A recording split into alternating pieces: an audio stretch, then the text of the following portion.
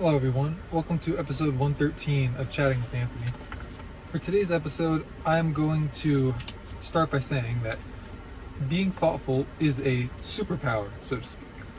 Now, it's a bit of an exaggeration, but I'll explain a bit more on why I think it's of the utmost importance. So, who doesn't want to be cared for, or at least feel cared for? Think of like the southern grandma style of love. When you think of like the South, I'm talking about like, where you would get like biscuits and gravy and that kind of stuff. That's what I mean when I say the South. More like southern part of of North America, so to speak.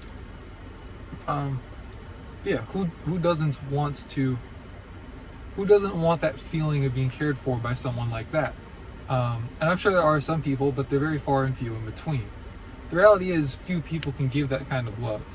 Now, there is something to be said for the fact that men and women just tend to interact differently. That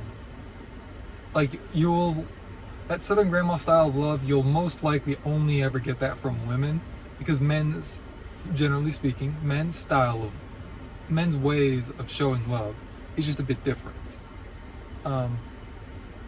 So you have to factor that in again, but at the same time, men can strive to do that. Men can strive to be like that. Because I think when I say that, at least, I know I have an image in my head of what it would look like. And men have the ability to do that. It just probably won't come off the same way. To the extent that, like, you can care for someone, tell them, like, hey, if you need something, just let me know. And I know men like that just in my life, but I wouldn't say that they remind me of like a southern grandma, so to speak. But women in my life that I know that are like that do kind of remind me of that. Now, also, word of advice: don't tell a woman that you give her the that she gives you the pleasant reminder of being cared for by a southern grandma, because women will take that the wrong way. Trust me, just please trust me. I'm gonna save you a lot of trouble with that one. But yes, we build these skills because that's really what it is. It's a skill. It's a manner of you making sure that you are decreasing so that the other person is increasing, kind of like the Bible tells us to. And I believe, and I know, I should say actually, that we become more thoughtful with experience. Like anything in life, it's a skill that you have to build. It's a muscle that you have to grow. I believe that, and I don't mean this is going to be like a hard pivot. Just stay with me for a second. I think that the increase of technology in our lives has decreased human interaction and overall just reduced the sanity of the country by a couple of points. Now, technology is not bad. It's honestly an incredible thing. I think that with all of its problems, even with like social media, I would argue, with all its problems, it's so useful. I would argue it's still good that we have it. But it's just like anything. When people take it too far, then it's not good anymore. Like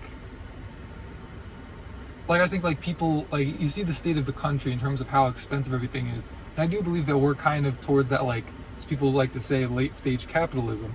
I do think we're pretty much there. I mean, just with how expensive everything is, it's kind of like where we're at. Again, it's just my opinion, and I think that's kind of what it is with technology, but it doesn't mean that capitalism isn't a good idea. I mean, I don't know, socialism, communism, that doesn't really work elsewhere. And for all of its flaws, capitalism gives people the opportunity. So that's just my opinion on that. I don't want to turn this too political or too technological, so to speak. But I'm just trying to parallel that to say,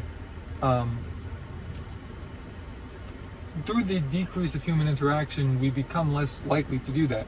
I know for myself, I just have a hard time interacting with people sometimes. I don't know how to fully explain it. I just know that I do. I know people like that, and I know that in general, people struggle with it more nowadays than they did, say, 30, 40 years ago when the internet just wasn't as prevalent. It's not all the internet's fault, and I don't believe it's all our fault. I believe it's a combination of the two, really.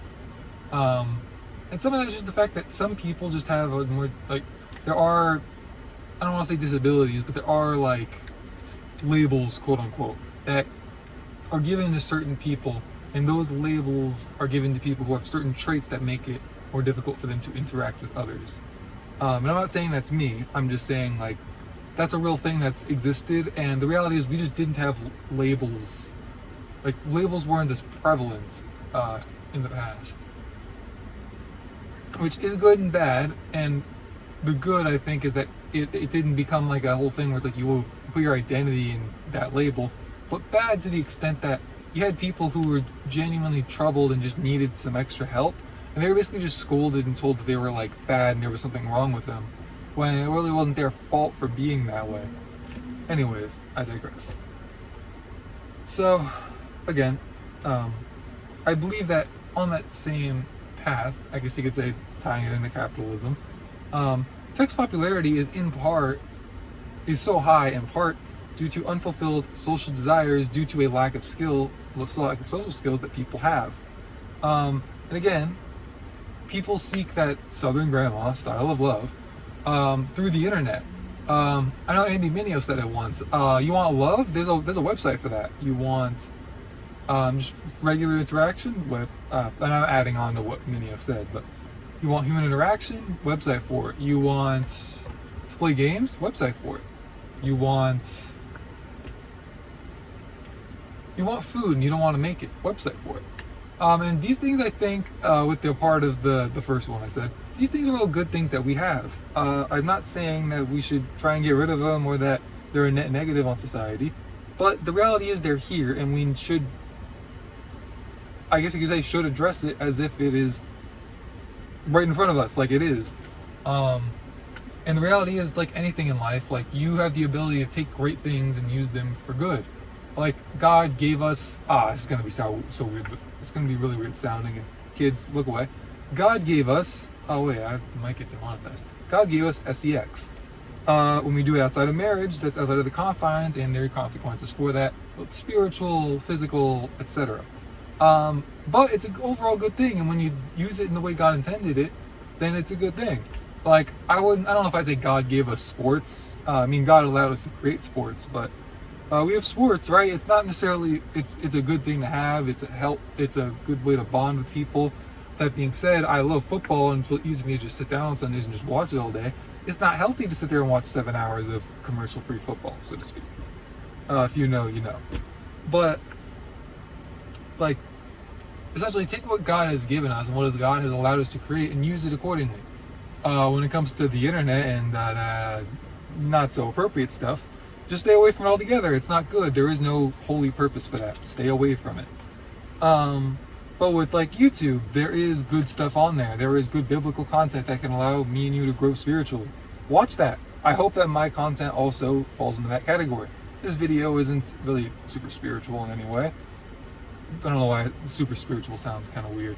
This video isn't very spiritual, but my content as a whole, I strive to implement my Christianity into my videos.